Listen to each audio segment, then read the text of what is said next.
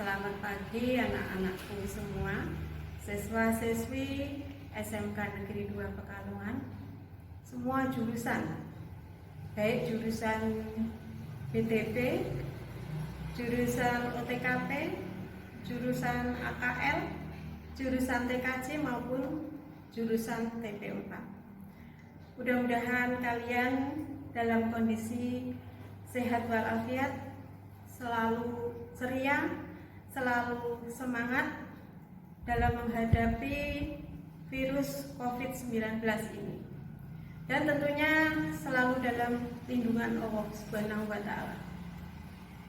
Bagi yang beragama Islam, Ibu ucapkan selamat menunaikan ibadah puasa. Anak-anakku sekalian yang saya banggakan, di era pandemi COVID-19 ini, pemerintah sudah menghimbau. Oleh karena itu, pada kesempatan ini saya mohon anak-anakku sekalian bisa mematuhi dan melaksanakan himbauan dari pemerintah itu. Yang pertama, kita harus belajar, bekerja, beribadah dari rumah. Andai kata harus keluar rumah, misal seperti beli bensin atau beli sembako, diharuskan harus pakai masker. Kemudian yang ketiga, selalu menjaga kebersihan. Cuci tangan pakai sabun dengan air mengalir, terutama kalau kita baru bepergian dari luar. Hindari kerumunan yang ada. Tetapi untuk saat ini, kalau saya lihat berita di televisi, justru banyak masyarakat atau warga pergi ke pasar, baik itu pasar modern maupun pasar tradisional, sehingga ini mengakibatkan menyebarnya virus COVID-19 ini. Oleh karena itu, karena kalian seorang pelajar dapat membedakan mana yang baik dan mana yang tidak. Yang baik kita tiru, yang tidak kita buang jauh-jauh, sehingga penyebaran COVID ini, kalau kalian menjalankan himbauan dari pemerintah, insya Allah COVID-19 ini akan pergi dari negara kita. Tetapi sebaliknya, kalau masyarakatnya itu tidak peduli lagi mengenai hal-hal tersebut, mungkin COVID-19 ini akan betah hidup di Indonesia. Oleh karena itu, sekali lagi saya mohon kerjasamanya oleh semua pihak, sehingga penyebaran COVID ini bisa tidak menyebar lebih luas. Anak-anakku sekalian, untuk jurusan BDP atau pemasaran mungkin sudah mengenal saya ya, karena mungkin hampir setiap hari saya mengajar di BDP. Tetapi untuk jurusan lain mungkin belum begitu mengenal saya. Maka pada kesempatan ini saya sedikit akan menyampaikan profil saya. Nama saya Bu Trismiati. Kebetulan di SMK Negeri 2 ini saya diberi tugas untuk mengajar mata pelajaran produktif BDP pemasaran. Saya diberi tugas untuk mengajar 3 mapel: komunikasi bisnis, pengelolaan bisnis retail, dan PKK. Jadi kalau di total itu 1 minggunya 35 jam. Jadi sekali lagi, untuk anak-anak BDP itu sudah tidak asing lagi mungkin dengan saya. Tetapi untuk jurusan lain, dengan kesempatan ini mungkin yang tadinya sudah dekat, lebih dekat lagi ya. Kemudian saya bekerja di SMK Negeri 2 kurang lebih 5 tahun. Anak saya 2, kebetulan sudah kuliah semua. Itu sedikit profil dari saya. Dengan merebaknya kasus pandemi COVID-19 ini yang terjadi pada pertengahan Maret sampai sekarang ini, mengharuskan peserta didik untuk sementara belajar dari rumah. Kenapa hal ini dilakukan? Karena untuk meminimalisasi kontak fisik massal supaya bisa memutus mata rantai dari penyebaran COVID-19 ini.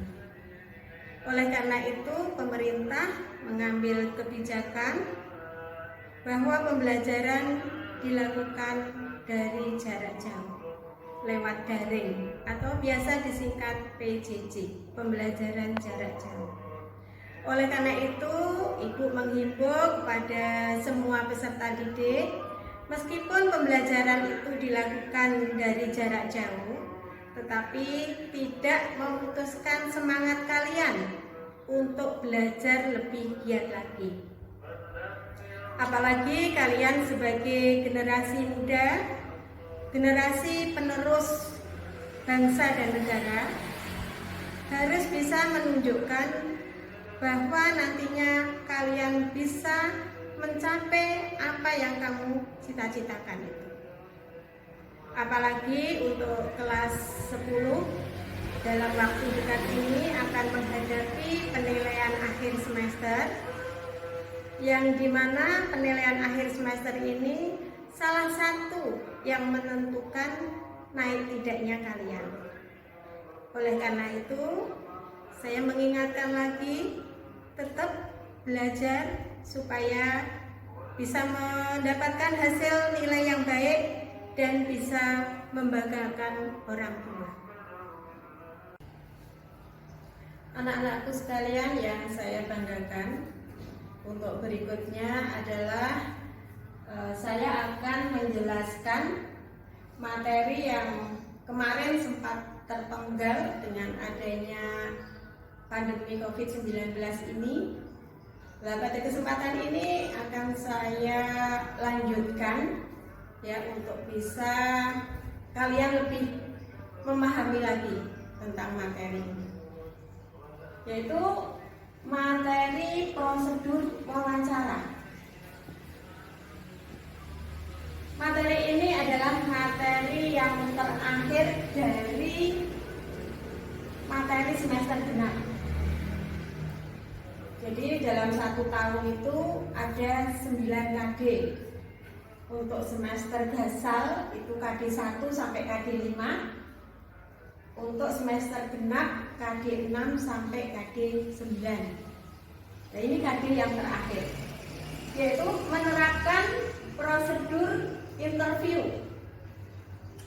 Untuk pengetahuannya, untuk keterampilannya menyelenggarakan interview, di mana pada materi ini nanti akan kita bahas mengenai pengertian dari wawancara itu sendiri itu apa, kemudian ciri-cirinya bagaimana, tujuannya apa, ya, jenis-jenis wawancaranya itu apa saja, kemudian bagaimana melakukan prosedur wawancara dengan baik, bagaimana cara melakukan interview kerja dengan baik, bagaimana kita cara mengucapkan terima kasih setelah melakukan interview atau wawancara. Kemudian yang terakhir adalah tahapan interview kerja. Kita langsung masuk ke pengertian. Ada yang tahu apa yang dimaksud dengan wawancara? Sebetulnya banyak para pakar yang memberikan definisi kaitannya dengan pengertian wawancara. Salah satunya Ibu ambilkan menurut Kuncoro Ningrat. Ini saya bacakan saja karena ini merupakan pendapat dari pakar ya marketing, yaitu wawancara adalah merupakan suatu cara yang digunakan untuk tugas tertentu, mencoba untuk mendapatkan sebuah informasi, dan secara lisan pembentukan responden secara tatap muka. Itu pengertian wawancara yang disampaikan menurut Kunchoro-Mingka. Sedangkan pengertian wawancara secara umum adalah suatu kegiatan tanya jawab yang dilakukan secara langsung antara dua orang atau lebih. Jadi di sini pengertian wawancara itu melibatkan dua pihak. Pihak yang pertama adalah pihak yang mewawancarai, pihak yang kedua adalah pihak yang diwawancarai. Pihak yang mewawancarai sering disebut pewawancara, pihak yang diwawancarai sering disebut narasumber. Untuk pengertian wawancara lebih banyak lagi, mungkin kalian bisa buka YouTube atau Google. Di situ banyak sekali pengertian wawancara yang disampaikan oleh para pakar ahlinya ya. Mungkin kalian bisa belajar dari situ. Kemudian untuk materi berikutnya, jenis-jenis wawancara. Di sini jenis-jenis wawancara ada 6 ya. Wawancara bebas, wawancara terpimpin, wawancara individual, wawancara konferensi, wawancara terbuka, dan wawancara tertutup. Sebelum kita membahas jenis-jenis wawancara, saya sampaikan dulu apa sih ciri-ciri wawancara itu. Untuk materi berikutnya kita bahas ciri-ciri wawancara, walaupun tidak saya tuliskan di sini ya. Jadi pengertian itu sendiri termasuk ciri-ciri dan tujuan. Ciri-ciri wawancara itu apa saja sih? Salah satunya adalah dilakukan secara bertatap muka. Jadi misalkan kalian melakukan komunikasi di depan cermin, itu kan ada kedua belah pihak ya. Itu kira-kira termasuk wawancara enggak? Bukan ya, karena yang satunya adalah bayangan kamu, bukan orang lain ya. Jadi itu salah satu ciri dari wawancara, dilakukan secara tatap muka. Kemudian yang kedua, dilakukan dengan tujuan mengumpulkan data dan fakta. Yang ketiga, ada orang yang diwawancarai, ada orang yang mewawancarai, atau dengan kata lain ada pewawancara, ada narasumbernya. Itu ciri-ciri dari wawancara. Kemudian yang berikutnya adalah apa sih tujuan dari wawancara itu? Yang pertama adalah untuk mendapatkan data dari tangan pertama. Jadi sumbernya itu bisa dipercaya. Kemudian yang kedua, untuk melengkapi beberapa pengumpulan data. Jadi mungkin sudah ada data, kemudian dia melakukan wawancara lagi untuk melengkapi data. Yang ketiga adalah menguji hasil data yang sebelumnya sudah terkumpul. Jadi biasanya kalau melakukan pekerjaan sebelumnya itu dia memberikan pemberkasan dulu ya, sesuai dengan syarat-syarat yang ditentukan. Kemudian langkah berikutnya baru melakukan interview kerja, dicocokkan hasilnya sama enggak dengan berkas yang dikumpulkan dibandingkan hasil wawancara. Itu tujuan daripada wawancara. Materi selanjutnya adalah jenis-jenis wawancara. Jenis-jenis wawancara itu di sini sudah saya tuliskan ya, bisa dibaca. ada 6, yaitu wawancara bebas, wawancara terpimpin, wawancara individual, wawancara konferensi, wawancara terbuka, dan wawancara tertutup.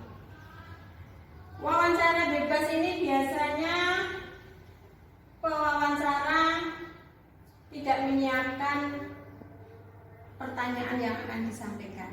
Jadi secara spontanitas, atau sering disebut wawancara tidak terstruktur. Mungkin kalian bisa cari contohnya di sumber-sumber lain.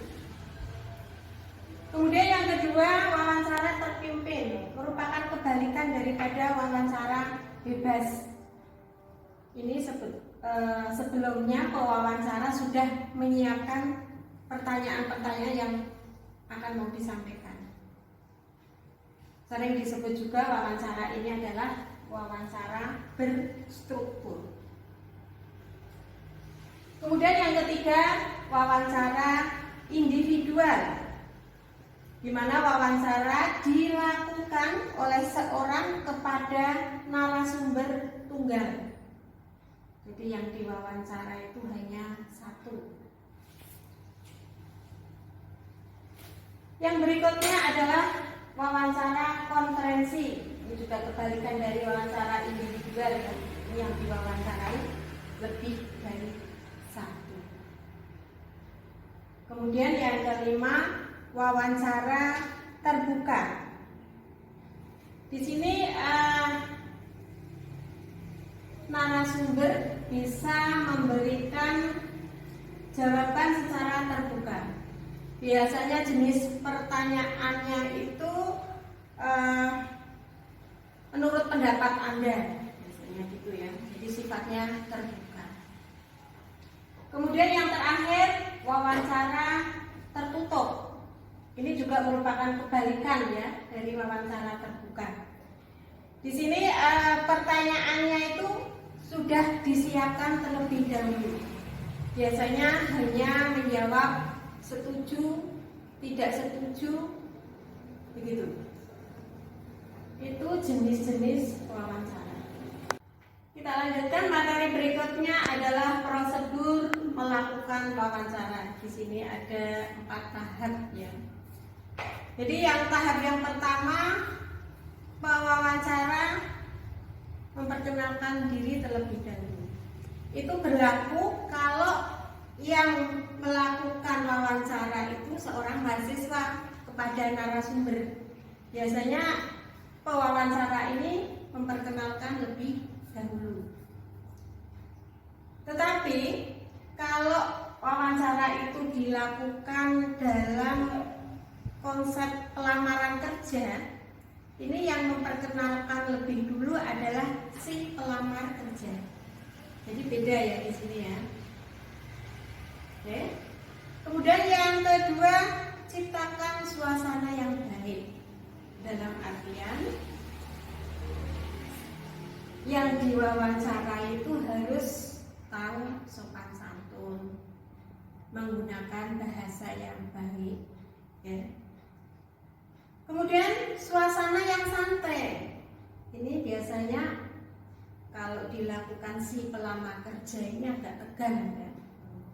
Ini harus pinter-pinternya pewawancara memberikan atau menyampaikan pertanyaan-pertanyaan sehingga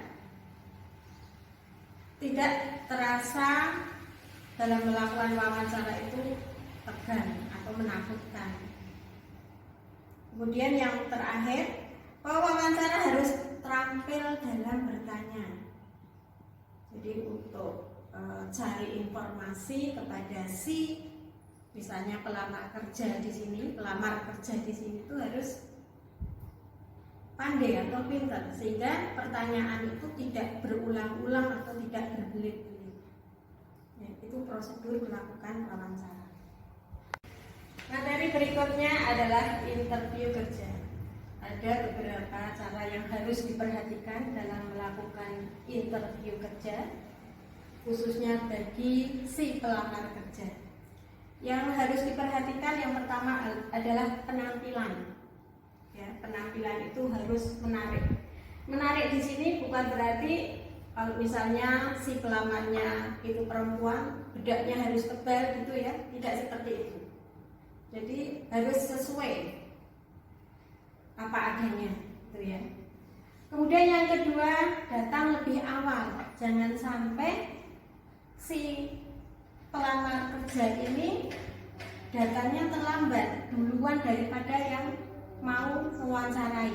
Ini juga akan mengurangi poin nilai. Ya.